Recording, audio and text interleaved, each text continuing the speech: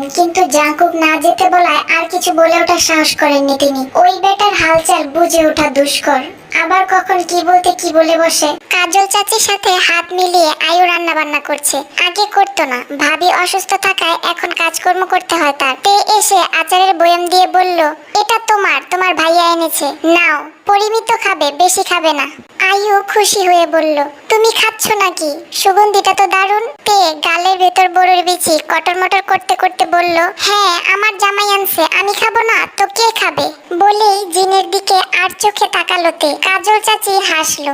তে তাকে আচার দিল একটা ছোট বয়মে করে আর বলল, তোমার মেয়েকে দিও, বেশি দেইনি, ওসব বেশি খাওয়া ভালো না, পরিমাণ মতো খেতে হয়, বুঝলে? তারপর কাজল চাচি বলল, তোমার জন্য আনছে, তুমি খাও, সবাইকে দেওয়ার কি দরকার? কি যে বলো না, নাও নাও, লজ্জা পেও না, সবাইকে তো দিচ্ছি না, শুধু তোমাকে দিচ্ছি আমার ভাগ থেকে। শ্বশুর আব্বাকেও দেবো যদি খেতে চায়। আয়ু হাসতে লাগলো। ভাবির কথা শুনে সে না হেসে থাকতে পারে না। জিন এতক্ষণ চুপচাপ শুনছিলেন, তারপর বললেন, দেখেছিস কাজল, আজকাল বউয়ের জন্য আচার টাচারও আনে। কাজল চাচি হেসে উঠে বললেন, তাই তো দেখছি ভাবি। তে কপাল কুঁচকে ফেললো, এক হাত কোমরে রেখে বলল, এমন হারামি তো জীবনেও দেখিনি। তোমার মেয়ের জন্য তো আনছে, সেটা দেখছো না? শুধু আমার জন্য আনছে, সেটা চোখে পড়লো? তোমার মনটা দেখছি হিংসায় ভরা শাশুড়ি মা। জিন খুন্তি হাতে নিয়ে বললেন, আমি কি তোকে গালি দিয়েছি? তুই পক পক করছিস কেন? তুমি সেই কখন থেকে আমার দিকে আর চোখে তাকাচ্ছ, আমি সব বুঝে গিয়েছি। তোমার কলজা ফেটে যাচ্ছে ও আমার জন্য আচার আনছে বলে। জিন খুন্তি নেড়ে বললেন, যা তো যা এখান থেকে, তোর মতো বজ্জাত মেয়ের সাথে কথা বলার সময় নেই আমার। তে আঙ্গুল থেকে আচার চেটেপুটে খেয়ে বলল, আমারও অত সময় নেই, আমার জামাই বাড়ি আসছে অনেকদিন পর, আমি তার কাছে যাই। শোনো কাজল চাচি, আমার জামাই আমারে দেখতে পারলে এটা কারো সহ্য হয় না, এজন্যই তো বদনজর লাগে। তারপর জিন বললেন, তুই এতদিন কি কি করছিস সব বললে তোরে বের করে দিব বাড়ির থেকে। তে খেপে গিয়ে জিনের দিকে তাকিয়ে রইল, কিন্তু কিছু বলল না। তারপর জিন আবার বলল, তুই এক পোয়াতি হইছস, বাচ্চা পেটে ধরে তোর এত দাম বাড়ছে, বাপ রে বাপ, এর আগে পোয়াতি আর কেউ হয় নাই মনে হয়, শুধু তুইই হইছস, তোরে কিছু বলাও যায় না, তোর যা মুখ। তারপর আয়ু বলল, মা এভাবে কথা বলছো কেন? ভাইয়া দেখলে কি ভাববে? জিন রেগে গিয়ে বললেন, কি ভাববে আমার পোলা? ওকে আমি পেটে ধরছি, ও আমাকে ভালো করে চেনে। শোনো শাশুড়ি মা, তোমার সাথে ঝগড়া করার কোনো মুড নেই আমার, আমাকে আমার জামাই ডাকতেছে। বলেই ঝামটি মেরে চলে গেল তে। তারপর জিন বিড়বিড়িয়ে বললেন, আমার একমাত্র ছেলে, তার কপালে এমন পাগল জুটে গেল কেমনে কে জানে। জাঙ্কুক তার সুটকেসটা ধুচ্ছিল। তের বড় বিরক্ত লাগছে, এত বড় সুটকেসটাও ধুতে হবে এত রাত্রে। তারপর সে বলল, তোমার মায়ের জন্য একটা আচারের বয়াম আনোনি কেন? জাঙ্কুক কপাল কুঁচকে তাকিয়ে বলল, কেন? তোমার মা আমাকে এভাবে দেখেছে তুমি আচার এনেছো শুনি। বলেই আর চোখে অভিনয় করে দেখালো তে। তারপর জাঙ্কুক বলল, তুমি কি বলেছো? বলেছি আমার জামাই আমার জন্য আচার আনছে, তোমার কি সমস্যা? জাঙ্কুকের দাঁত কটমট করে উঠলো। তে তার দিকে না তাকিয়ে বলে গেল, আসলে শাশুড়িদের এই এক সমস্যা, ছেলের বউয়ের খুশি সহ্য করতে পারে না তারা। মাকে আর কি বলেছো তুমি? কি আর বলবো, বলেছি তোমার কলজা ফেটে যাচ্ছে না, ও আমার জন্য আচার আনছে তাই। আউট। তে চমকে উঠে বলল, হ্যাঁ বাংলায় বলতে হবে? তের মুখখানায় অন্ধকার নেমে এলো। কণ্ঠস্বর নিচু করে বলল, ইংলিশ মিডিয়ামে পড়া বউ তো আনো নাই যে ইংলিশ বুঝবে। ওকে ফাইন, বাংলায় বলছি, ঘর থেকে বের হও। আমার কি দোষ? জাঙ্কুক গর্জে উঠে বলল, সেটা যতদিন না বুঝে উঠতে পারবে ততদিন দূরে থাকো। তে ঘর থেকে বের হয়ে গেল। তারপর বলল, তুমি একটা মাম্মাস বয়। জাঙ্কুক বলে উঠল, হোয়াট? তে নিচ থেকে দরজাটা টেনে দিয়ে বলল, মানে মা ভক্ত, রাগ কমে গেলে ডেকো, আমি তার আগে আসবো না। জাঙ্কুক চুপ করে দাঁড়িয়ে রইল, সদ্য ধোয়া সুটকেসটা হাতে নিয়ে। রাগে ফুঁসছে সে। তে পুনরায় দরজা খুললো আর বলল, আব্বার সাথে বসে ভাত খেও কেমন? আব্বা খুশি হবে খুব। তোমার মায়ের সাথে আমি আজ থেকে আর কোনো কথা বলবো না, ঝগড়া তো দূরের কথা, কসম।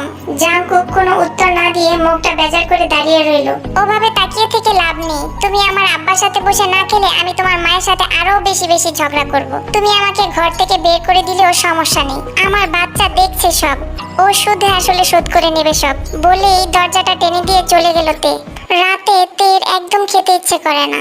এতদিন শাশুড়ি আর ননদকে ফাঁকি দিতে পারলেও ফাটাকেষ্টকে ফাঁকি দেওয়ার কোনো সুযোগ নেই। প্রথম প্রথম সে অনেক খেতে পারতো, বমি হতো খুব। এখন বমি কমে এসেছে কিন্তু খেতে ইচ্ছে করে না, শুধু টুকটাক ওটা খেতে ইচ্ছে হয়। মাছ মাংস একদম বেতৃষ্ণা চলে এসেছে, শুধু ভর্তা দিয়ে কচলে কচলে ভাত খেতে ইচ্ছে করে। আজ কাজল চাচিকে বলে পেঁয়াজ আর মরিচ ভেজে রেখেছে। কাঁচা পেঁয়াজ খেতে পছন্দ করে না জাঙ্কু, কেউ খাচ্ছে সেটাও পছন্দ করে না। তে তো ভয়ে খাই না, তাকে আবার আদর টাদর করবে না। সবিনের জন্য আজ রাতের খাবারের আয়োজন একটু তাড়াতাড়ি করা হয়েছে, উনি চলে যাবে তাই। টেবিলে হরেক রকমের রান্না দেখে উনি বলে উঠলেন, এত কষ্ট করে এত আয়োজনের কি দরকার ছিল?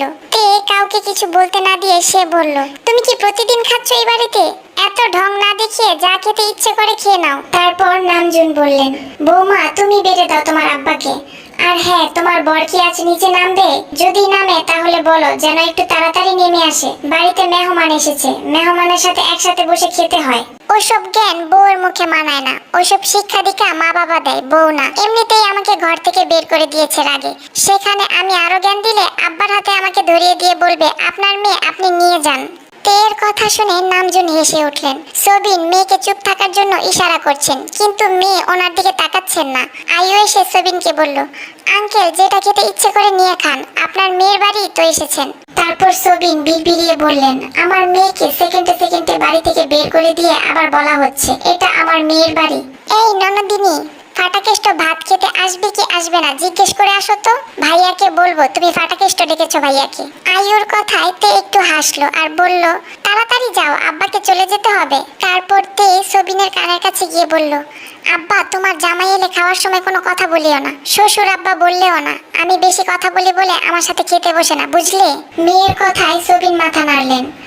জাঙ্কুক যখন খেতে এলো তখন নামজুন বললেন, বৌমা তোমার মা এলে ওনাকে কয়েকদিন তোমার সাথে রেখে তারপর তুমি চলে যেও ওনার সাথে, কয়েকদিন বাপের বাড়িতে থাকলে তোমার ভালো লাগবে। নামজুনের কথায় তে একটু হাসলো কিন্তু কিছু বললো না। জাঙ্কুক চামচ দিয়ে ভাত বাড়তে লাগলো চুপচাপ। সবিন তার হাতের নখগুলোর দিকে লক্ষ্য করছিলেন, কাটা নখগুলো সাদা ঝকঝকে একদম ভাতের মতো। জামাই রক্ত শূন্যতায় ভুগছে নাকি? চোখ তুলে জাঙ্কুকের দিকে তাকাতেই মনে হলো ওনার হৃৎপিণ্ডরা তড়াক করে লাফিয়ে উঠলো। বাবা আর শ্বশুর দুজনকে ভাত বেড়ে দিয়ে জাঙ্কুক তের দিকে ইশারা করলো তরকারি আর মাছ মাংস তুলে দিতে। তে চুপচাপ বেড়ে দিল। সবিন বললেন, আর দিস না মা, অত খেতে পারবো না। তে শাসিয়ে বলল, কতবার বলেছি ফাটাকেষ্ট খেতে এলে কথা বলবে না, বলেই বড় বড় চোখ করে জাঙ্কুকের দিকে তাকালো তে। খেতে নিয়ে নামজুন ভীষণ খেলেন। জাঙ্কুক কোনো প্রতিক্রিয়া না দেখিয়ে খাওয়ায় মনোযোগ দিল। তে জাঙ্কুককে মাছ তুলে দিতে যেতেই জাঙ্কুক হাত রাখলো না দেওয়ার জন্য। তে তার হাতের উপরে মাছের টুকরোটা দিয়ে দিল।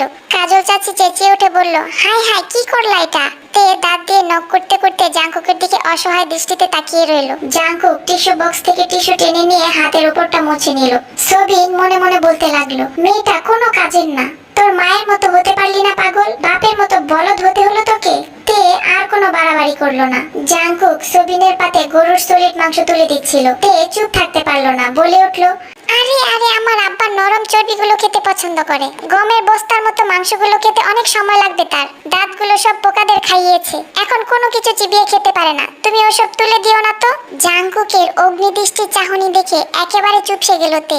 কাজল চাচি তা দেখে এগিয়ে এসে বলল, ওগুলো শক্ত না বউ, নরম আছে, খেতে পারবে। জাঙ্কুক চোখ সরিয়ে নিল। তে নাকের পাতা কেঁপে উঠল। রান্নাঘরে চুপচাপ হেঁটে গেল সে। কাজল চাচি এসে বলল, বউ মন খারাপ করছো কেন? আমি আমার আব্বার সাথে চলে যাব চাচি। এমা কেন, কি হলো আবার? আমাকে বের করে দেওয়ার আগে আমি নিজেই বের হয়ে গেলে ভালো হবে না? জিন এসেছে রান্নাঘরে। তেকে আর চোখে দেখলেন কিন্তু কিছু বললেন না। তারপর তে বিড়বিড় করে বলল, এই বুড়ির বদনজর লেগেছে আমাদের উপর। সবিন যাওয়ার সময় তে ভীষণ কাঁদলো। বাবা চলে যাচ্ছে সেই কষ্টে নয়, তার জন্য অপেক্ষা করা শাস্তির ভয়ে। সবিন মেয়ের মাথায় হাত বুলিয়ে দিয়ে আদর করে বললেন, কাল তোর মাকে নিয়ে আসবো। জাঙ্কুক বলল, চলুন আপনাকে পৌঁছে দিয়ে আসি। আমি যেতে পারবো বাবা, তুমি অনেক জার্নি করে আসছো সন্ধ্যায়, আরাম করো। চলুন আমারও কাজ আছে কিছু। তে জাঙ্কুককে রেডি হয়ে বেরোতে দেখে ভয় পেয়ে গেল। আজ রাতে কি আর বাড়ি ফিরবে না নাকি? গাড়ির কাছে বহু কষ্টে ছুটে এসে জাঙ্কুককে শুনিয়ে শুনিয়ে সবিনকে বলল, আব্বা আম্মাকে নিয়ে সময় মতো এসো কেমন, আর তোমার জামাইকে সময় মতো বাড়ি পাঠিয়ে দিও। জাঙ্কুক গাড়ির হর্ন বাজালো। তারপর তে বলল, আব্বা আব্বা শোনো না, কাল আম্মাকে ওই শাড়িটা পরে আসতে বইলো। আমাদের কলপারে যে মোটু বিলাইটা পায়খানা করে আম্মাকে রাগিয়ে দিত, ওটার গায়ের রঙের শাড়িটা। লাল কমলা রঙের শাড়ি পরে এলে কিন্তু এই বাড়িতে ঢুকতে দেবে না। যদি তেহুন না আসতে চায় ওকে বলবে ওর দুলাভাই এখন ভালো হয়ে গেছে। শেষের কথাটা একটু ছোট করে বলল সে। জাঙ্কুক গাড়ি ছেড়ে দিল। তারপর তে বলল, সবখানে বিলেনগিরি দেখাবে শালা মদন। জাঙ্কুক বাড়ি ফিরে দেখলো তে ঝাল ঝাল শুটকি ভর্তা দিয়ে ভাত মেখে তৃপ্তির সাথে খাচ্ছে। নাক মুখ ঘেমে উঠেছে ঝালে। জাঙ্কুককে খেয়াল করেনি সে। ভাতগুলো দলা মেখে সাজিয়ে রেখে একটা একটা মুখে পড়ছে। সবাই খেয়ে দিয়ে উঠে গেছে, ও এখনো খাওয়া শেষ করতে পারেনি। জাঙ্কুককে ঘরে যেতে দেখে দ্রুত খাওয়া শেষ করলো সে। ঘরে গিয়ে ব্রাশ করে হাত মুখ ধুয়ে ফেললো। হাত শুকে দেখলো না, শুটকির গন্ধ লাগছে না। জাঙ্কুক তার ভেজা কাপড় চোপড়গুলো ছাদ থেকে নিয়ে ঘরে এলো। তে তাকে দেখা মাত্রই বলল, আর কোনোদিন ফাটাকেষ্ট ডাকবো না, জীবনেও তোমার পাতে কিছু তুলে দেব না, খাওয়ার সময় দাঁতের পোকামাকড়ের কথাও তুলবো না। জাঙ্কুক কোনো জবাব দিল না। তে আবারও বলল, কথা বলছো না কেন গো? আমার ব্যথা শুরু হয়ে যাচ্ছে, তুমি কিছু তো বলো। তারপর জাঙ্কুক বলল, বিছানা ঠিকঠাক করে রেখেছি, চুপচাপ গিয়ে শুয়ে পড়ো। তে শুয়ে শুয়ে জাঙ্কুকের কাজ দেখতে লাগলো। জাঙ্কুক শুয়ে পড়তে তে ওর হাতটা পেটের উপর টেনে নিল। বিগত দিনগুলোতে সে পেটের ব্যথায় কেঁদেছে, আজ কাঁদেনি, কারণ আজ বাবু ভালো হয়ে গিয়েছে। কারণ তার বাপ তার মাকে রেগেমেগে হলেও অনেকদিন পর অনেকক্ষণ ধরে আদর করেছে। পরের দিন ইয়ঞ্জন এলেন মেয়েকে দেখার জন্য। সাজের নাস্তা বানিয়ে এনেছেন। তে মাকে পেয়ে মহা খুশি। ইয়ঞ্জন বললেন, জামাই কোথায় রে? তে নাস্তা খেতে খেতে বলল, ও রাতে আসবে। তুমি বাবুর কাঁথাগুলো এনেছো আম্মা? ইয়ঞ্জন কাঁথাগুলো সব বের করলো ব্যাগ থেকে। তে সেগুলো ছুঁয়ে ছুঁয়ে হাসলো, অনেক সুন্দর হয়েছে। ইয়ঞ্জন বলল, জামাইয়ের যদি পছন্দ না হয়? তে বলল, পছন্দ হবে, ও আমাকে আরো বকবে। কেন জানো? এগুলো তোমার করতে কষ্ট হয়েছে তাই। কি আর কষ্ট, আমার নাতি নাতনির জন্য এইটুকু করতে পারবো না?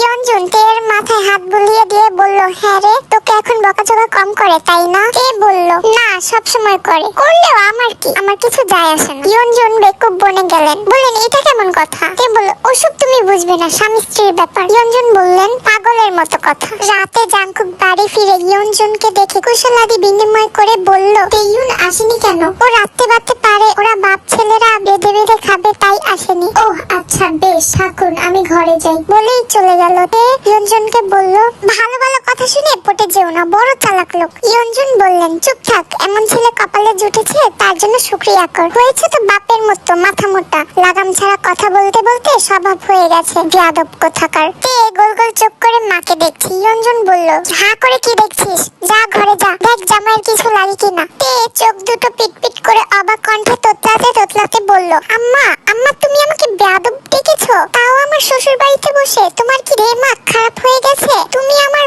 মা হয়ে অন্যের ছেলের হয়ে কথা বলছো? খবরদার বলছি আম্মা, তুমি যদি ওই লোককে লাই দাও, আমার দোষ বুঝো, তাহলে আমি তোমাকে কালকেই বাড়ি পাঠিয়ে দেব। আব্বিস শালা, এমন মা তো জীবনে দেখিনি আমি। ইয়ঞ্জন বলল, আমার দুঃখ লাগে ছেলেটার জন্য, তোর মতো পাগল ছাগল তার কপালে কি করে জুটলো। তে মুখ মুছড়ে দিল। জিন এসে বলল, তুই তোর মায়ের সাথেও ঝগড়া করিস নাকি বউ? তে ওনার দিকে চেয়ে গম্ভীর মুখে তাকালো, কোনো কথা না বলে চলে গেল হনহনিয়ে হেঁটে। জিন এসে বলল, ওর কথা বাদ দেন, চলেন একটু চা খাই, আপনার বাপের বাড়ি মনে হয় তেমন যান না। জিন আর ইয়ঞ্জনের বাপের বাড়ি একই এলাকায়, তাই উনি ইয়ঞ্জনকে পেলেই বাপের বাড়ির গল্প গুজব শুরু করে দেন। দুজনের ভালোই জমে উঠেছে। মেয়ের শ্বশুর বাড়িতে এই প্রথম এসেছে নিয়ঞ্জন। শুরু থেকে তাদের প্রতি বিরূপ মনোভাব পোষণ করে এখন যখন দেখতে পেলেন তারা সম্পূর্ণ বিপরীত প্রকৃতির মানুষ, তখন অনুশোচনায় দগ্ধ হলেন তিনি। মেয়েটাকে আল্লাহ যেন একটু বুঝ দেন, সংসারটা ভাঙতে ভাঙতে জোড়া লেগেছে, শেষ রক্ষা যেন হয়। জাঙ্কুক মপ দিয়ে ঘরের মেঝে মুছে, ড্রেসিং টেবিলের আয়নাটা মুছে, কাপড় চোপড় সব ওয়ার্ড্রোবে ভাঁজ করে বিছানার চাদর আর বালিশ পাল্টে দিল।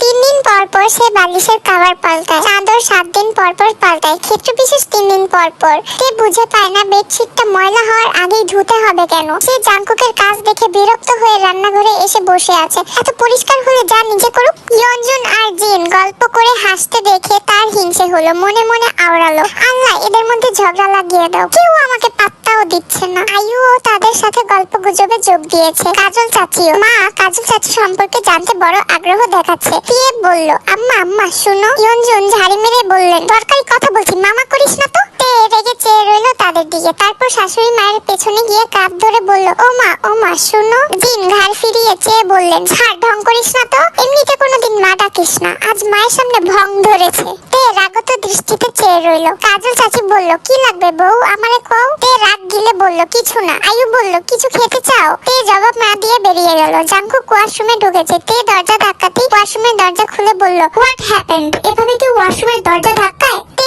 তার গায়ে সাবান ফেনা দেখে বলল, আচ্ছা তাড়াতাড়ি বের হও, স্টুপিড, বলেই দরজা বন্ধ করে দিল জাঙ্কুক। গোসল সেরে বের হতেই দেখলো তে দাঁড়িয়ে আছে তার অপেক্ষায়। ভ্রু কুচকে বলল, কোনো সমস্যা? তে বলল, আমার ভাল লাগছে না কিছু। জাঙ্কুক চোয়াল ঝুলিয়ে বলল, তো?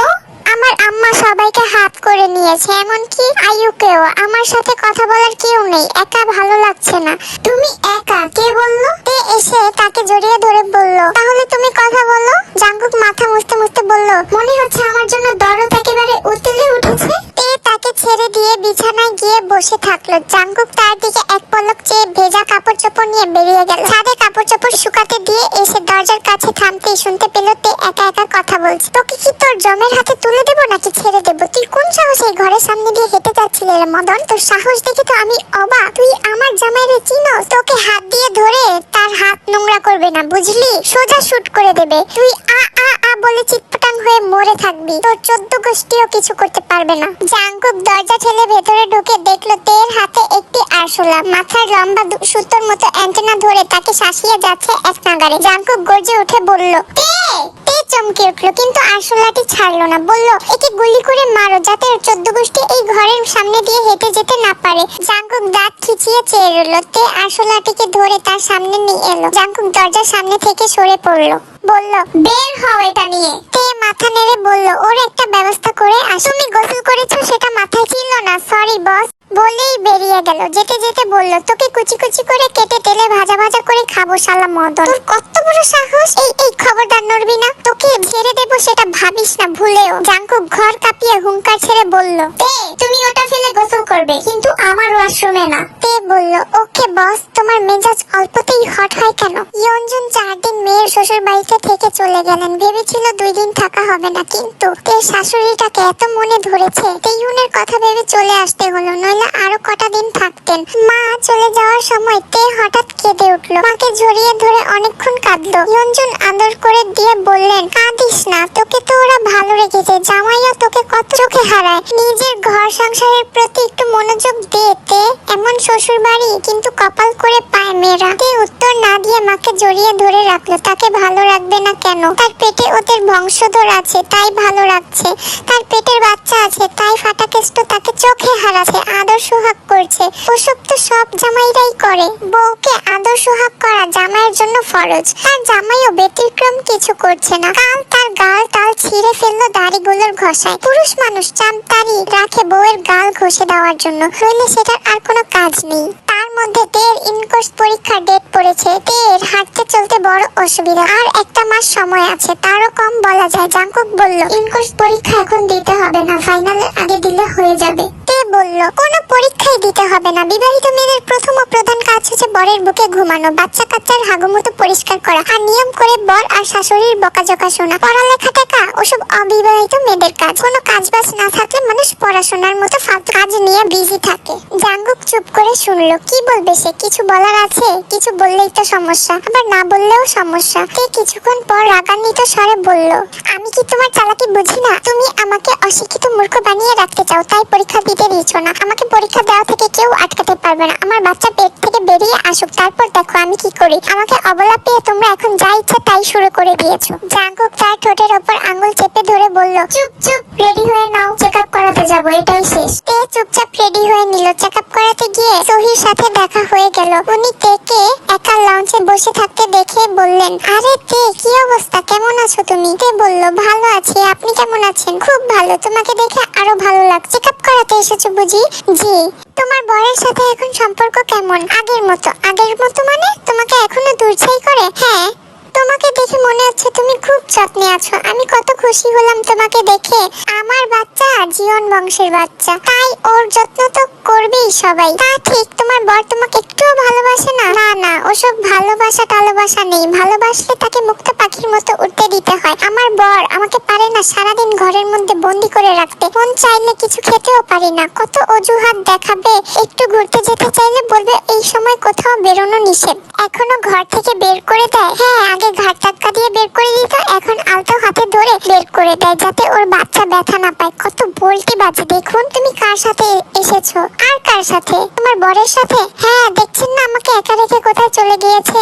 ও তখন গটগট পায়ে হেঁটে জাঙ্কুক এলো, বলল তে চলো। জাঙ্কুক তাকে দেখে বলল আপনি কেমন আছেন? সহি বলল জি ভালো আছি, আপনি কেমন আছেন? আমিও ভালো আছি। সহি হেসে বলল আপনার বধূর সাথে গল্প করছিলাম, বাচ্চার বাবার অনেক প্রশংসা করছিল। তে ভ্রু কুচকে চাইলো। জাঙ্কুক বলল ওহ তা জানি। সহি হাসলেন। জাঙ্কুক তেকে হাত ধরে তুলে বলল আমরা আসি তাহলে, দেরি হয়ে যাচ্ছে। হ্যাঁ যান। তে ভালো থেকো, শীঘ্রই সুখবর শুনবো। তে যেতে যেতে জাঙ্কুককে বলল আচ্ছা মহিলাটা মিথ্যা বললো কেন গো?